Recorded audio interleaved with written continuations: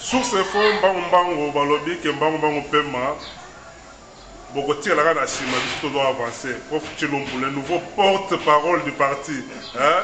Tolobi to ka na musika to fouiller na nopo. Allo belabino a expliqué boboye be sous malamu. Mbote mwana mboka Prof Chilombo. Mbote ndeko Nixon. Mwana mboka Prof Chilombo, nouveau porte-parole, ba priorité na yo na mosala na yo po ba outi ko nommer yo batu bazela ni n'est pas na yo. Non, d'abord, je remercie le président Félix Antoine Tshisekedi pour la confiance sur Salina. Félix, président Félix, Azako coach. Il y a joueur, il y a un match, joueur, il y a un poste. Donc, nous sommes tous là qui n'ont qu'à réserve à partir. Mais on continue à travailler pour le parti. Mais aujourd'hui, le président Sepeli, qui a fait sa responsabilité, non seulement il porte-parole, mais il a chargé le département Mobimba où il y a une élection. Élection, on a suivi le processus électoral Mobimba. Le président Salina a confiance, je lui dis merci. Bon, et là, on va oser là, on a un porte-parole. C'est-à-dire qu'il y a un miroir de parti. Ce qu'on a la vérité dans ma mentalité IDPS, il faut les gars, et pas le professeur Paul Chilombo. Parce que, effectivement, il ne faut pas que parti à la voix ébélée. Des fois, dernièrement, tu vivais moi, un peu triste, où il est responsable, il est lobby, moi, contradiction, en tout cas, il faut ici là. Donc, il faut que le parti parle d'une seule voix. Voix où ils allaient refléter, n'est-ce pas, position et parti, dans les Kambu Songolo, dans les Kambu Pakala. Dans le processus électoral, dans l'élection, je crois que nous allons vraiment travailler. Pour travailler pour l'UDPS à gagner, à remporter l'élection. Je crois que d'ici là, la commission électorale permanente du parti P en place. Nous allons travailler ensemble, mais nous allons aussi travailler dans le département, parce que le département est un peu transversaux. Donc, tu vas travailler dans la communication, tu vas travailler dans la mobilisation, tu vas travailler dans l'implantation, tu vas travailler. Donc, équipe Mobimba, tu vas travailler ensemble pour la IDPS et Lomba. Tomibo Sanabiso, Baego Nabiso, Totera Monan. Que nous travaillons d'abord pour le parti et pour le bien de notre peuple. Nenge et Tshisekedi Wamolumba. Azaï pour le peuple d'abord. Il y a seulement un mot à Thérèse, elle peut-être. Les lots aux quatre oppositions, au Koutanape, n'a pas de majorité. Sikoyo, Prof Chilombo. Et quand on a des points, au jus poste, il y a un moment difficile. Est-ce que bat pour cause à la condima et Prof Chilombo a causé l'exception? Au moins, là, c'est un point. Pourtant, la Thérèse est difficile. Quand il y a une majorité, on a bêta la TVT. Même pendant la porte-parole, André Atundu. Déjà. Donc, la majorité non seulement mais parti na biso toza parti monene IDPS eza pena pépinière ya ba compétence na bato mayeli peut-être bato baye ba yango te yango to ko surprendre bango ozomona babilo bana bango bazalaka nango wana lekolo moi français lokuta na TV okanisi na IDPS bato mayeli bazati mbalo yo machine à fachi ko découvrir yango et puis babonga mapo mingi to ko écraser bango. Prof Chilombo, on a Chico, Tozo Kota, Mamuzinda, Masolo, Prof Chilombo, Chadar Yalobi, Kabila Azalaka président, Azali présent, peu, à côté que la présidente, on a des premières réponses à attaquer porte-parole la Motuna dans l'histoire. Bon, on a dit que ça Liboma, hein, Botikaye, un jour vous allez face à la réalité. On a dit que ça Liboma. Kabila Mandane Sili.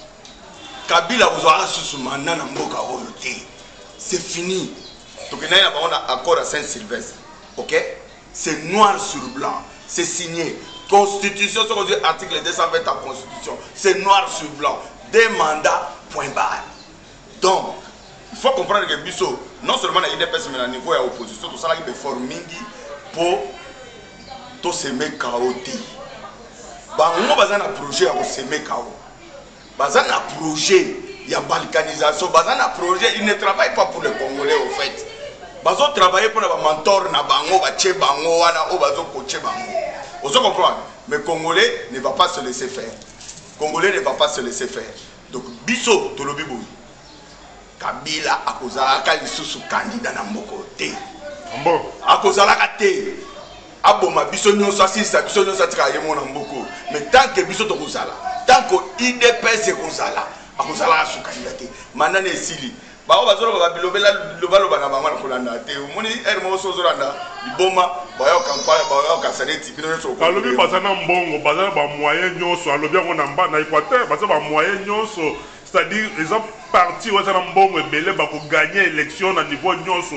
Pe bazaka na candidat ba masa yebani. Mais faut ça na solide. Ye tata na ya tikela ka ebombe ngoboni na compte. Wazo beta tolo ya mbongo lelo. Mbongo muyibi. Par rapport au boni baza coupé ça na mboka oyo ya pillage, ya détournement. Vous l'avez dit, dernier rapport il y a Bloomberg.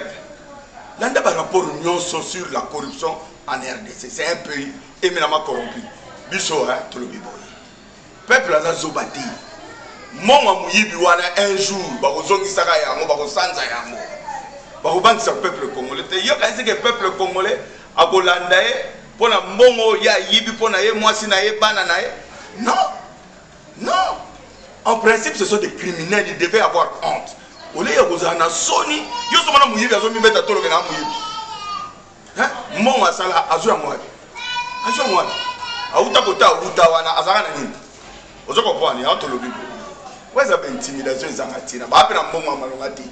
Ya muyibi wana ba che déjà ba chef na bango ba chango na ba Panama kuna ba chango na ba île vierge kuna ozo comprendre ba na monter peuple ndebo konti peuple ndaza na mbongo ya ngope na doye ça yo kala minute tozo lancer opération $1 pour la délivrer Congo $1 au moins na epso ko mona ndenge peuple congolais ko se mobiliser de par le monde entier.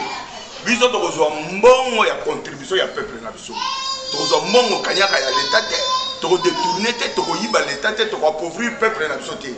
Peuple congolais nyonso ami bongisama. Kala mingi te le président Fachi a lancé opération $1. Peuple a coupé ça $1, $2, $5, $10, $100, $1000 pour tout la kisabango ke biso bana ya chichi. Non seulement to leki bango ne belé, mais to leki bango pe na mayeli. Ozolanda pouvoir des ya peuple pouvoir politique la yango peuple na biso.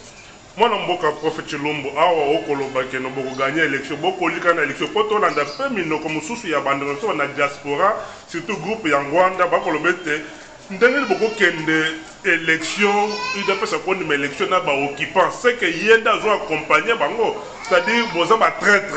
Bon papa o moninga ngaza porte parole ya IDPS ils a parti à munene hein moni ba débat wana mike wana ya ba réseaux sociaux ba lobi boy batu ya baboy ngala ko kota ba buso bana hein komba ba litaka ngwa biso to za terrain to bunaka komeza to ba na sima machine no na poto ba boring ezo salo kuna donc ozo s'ennuyer okomaka o postaka non la politique ne se fait pas comme ça ba on nous eza occupé o libérer payer en internet hein muto yozo tanga wana nga unakota communauté muto yozo tanga wana ça fait combien d'années ils ont publié yena naza wapi ozo comprendre biso olanda ba buso bana te biso tozana peuple awa ceux qui te libérer si il est vrai que le pays est occupé mais pour le libérer te libérer yango na Congo on va libérer en internet dans la Facebook non ce sont des distractions tout ça biso to lobby tozana terrain tozo bundela Congo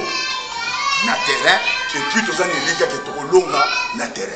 Voilà. Bah on va dire la distraction, on va publier bah ça la distraction on a besoin de ça. Il y a seulement un mboka Prof Chilombo lelo yo en tant que porte-parole de IDPS au monde na ministère intérieur ba miskat IDPS vraiment imaginez et cause nango ce que ma ponomé selemi. Non mais aujourd'hui c'est la preuve que nous sommes dans une république bananière. République ya solo et bandara na état de droit. Vous comprenez? Lorsque Yopena ministre intérieur vous avez violé la loi portant sur l'organisation des partis politiques dans le Congo, vous avez violé l'accord, il y a Saint-Sylvestre.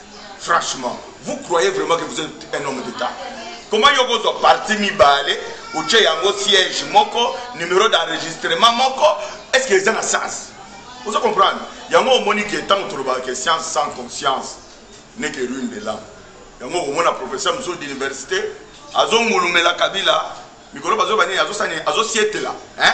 Professeur Azo Sietela Kabila Namabele. Non, nous croyons que l'IDP c'est un moko. Les IDP c'est Etienne Tshisekedi ou Moulumba. Les IDP c'est le président Félix Antoine Tshisekedi. Siège nango est limité. Qu'est-ce que l'IDP c'est nous soit l'IDP qui collabore, l'IDP c'est Makaya, l'IDP c'est bon. Bah là ça siège là-bas. Yo sommes venus aux agréés parti siège des Alakatanda. Ndabu inachevé, n'a qu'un riche. Allez, siège est parti. Non, ce sont des bêtises tout ça. De toutes les façons, hein, vérité et ébani. IDP c'est ça partout dans le thème ya ba Congolais. Aux Olanda. Les lois tabache dit IDP c'est Makaya na bango wana. Muta Holanda bango azate. Bato gutu bazo baza ba leader ba IDP soit. To banana no aza premier ministre. Aza kanda lembati. Aza 22 voix sur 27 voix. Oh mususu ya karishuwa na IDP soki Makaya wana. N'est-ce pas? Aza combien de voix? Place au caméra ça la 100 000 voix. Na Kivu kuna yazwa 600 voix. 6 na 0 mibale. Il y a pas match. Tout notre président Félix Azoka combien? Malgré la tricherie, Azoka combien de voix? Donc c'est pour vous dire quoi? Bisso tout amité ma peuple congolais. Bisso makasi na biso peuple congolais. Libération mboko yo sama na peuple congolais. Victoire na biso yo na peuple congolais. Makasi na biso yango. Toba makambo 4 de personnes ça la bino rien. Et là ôté. Dans lobby hein. Basi ba continue bango na majorité ya Kabila. Basi ba to Kabila, il roule pour Kabila. Et mon temps sur côté la pena, l'homme na landaki interview mo ya ndewa général Bena Mawa. Raymond Kaoumu Bena yo Bena Raymond. Hein? Ou comme d'abord yo ninga na yebe le pour Raymond azam tunga na yebe na IDPS. Nga travaille na Raymond. Azam. Secrétaire général IDPS ya Chibalana. Ah bon? Oui, c'est Raymond. Na la nibilo azo pesa ngama yango er mo nzala. Et celle ça va to buzo ba moko ko ni matin. Est-ce que d'abord Raymond a le secrétaire général, le secrétaire président naï? Le général Raymond Kaungu. Au Vanina Tshisekedi pendant des années. Oyoki, n'a pas de temps sopani. Pour la nini kaka, moi ni l'homme on peut pas dire on peut l'ôter.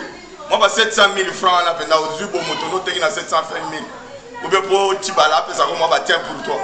Pour la coupe wana ka Tibala nda c'est tout. Ba moto wana ba comme na ba malanda. Et comme il y a la conférence de presse, oh non, ça coûte $50 000 dans la salle. Donc il y a un président général. Comme tu as un niveau, il y a un niveau.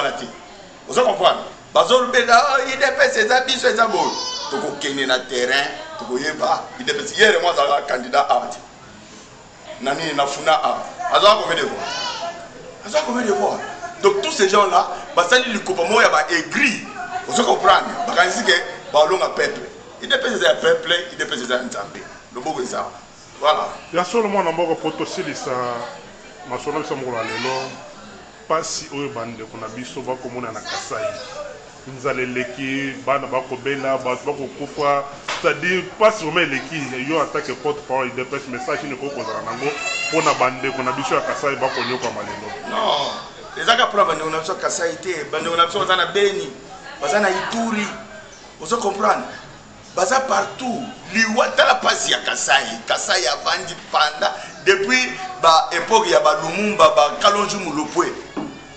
Tala ndenge ba ye ba audio ezali ba oyo ba sala kutu ba preuve ba publier ngona ba CNN ba nini. Nani alandela bato baza ba responsable ya massacre ya ba Kasai.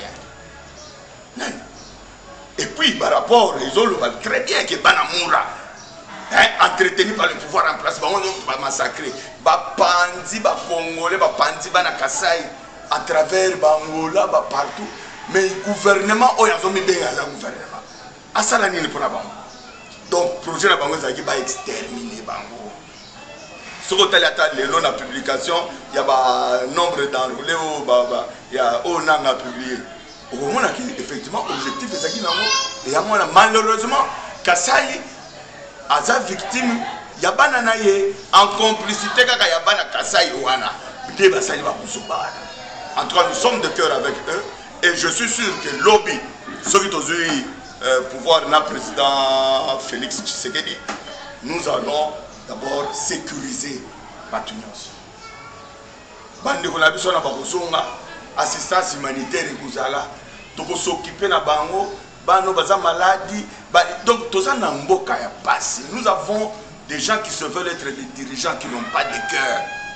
Vous comprenez bango nyonso na baza basali ya diabolo parce que quand tu es oza mutu nzamba kila ozomona pasi ya bandeko ndenge baza wana mais oza insensible au contraire ozokoka konsentir yango oza mutu nzambe te oza pena mutu ya diabolo. Vous comprenez. En tout cas, nous sommes de cœur avec eux. Le moment venu, ceux qui bandeko basali ba opération, tout fait ça moi 1 franc, tout fait ça moi chemise, tout fait ça. Tout vraiment mobiliser pour de sorte que tout soutenir bandeko wana. Mais kasa ikakate, Beni ezali, Ituri ezali, Butembo ezali. Donc il y a mot pour aujourd'hui aussi le rôle à tous appelle le 17 mai. Na lo baké date congolais à Bosana. Date le 17 mai. Oyo modato bateka Congo ya le 17 mai on a aventureux baya ba on va mibenga conglomérat d'aventuriers d'opportunistes. Dato penda Congo et kota na pasi. Nous avons connu 8 millions de morts s'il vous plaît. Le colobe aventurier à fidèle. Nous aujourd'hui nous disons 8 millions de morts en complicité avec une certaine communauté internationale. De yango to lobi boy. Biso nous voulons toya na espoir.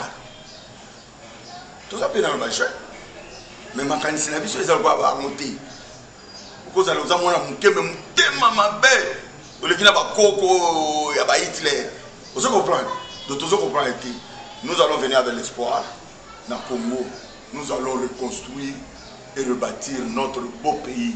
Ndenge ba Etienne Tshisekedi ba bundela yango, ndenge ba mpaka ba kimbangu. Hein, bato belé oya mitema malamu o ba se sacrifier ko tubo moyela bango na Congo. Donc espoir ezali. Nga été que c'est d'ailleurs sangelo moko. Dans la vie, vous pouvez tout perdre sauf l'espoir. Et wana na kanga yango espoir ezali. Congolais se décourager te. Mboka za mboka na biso to ko libérer yango. Merci Mingwa Mboka, professeur. Ngane muna remercier yo Nixon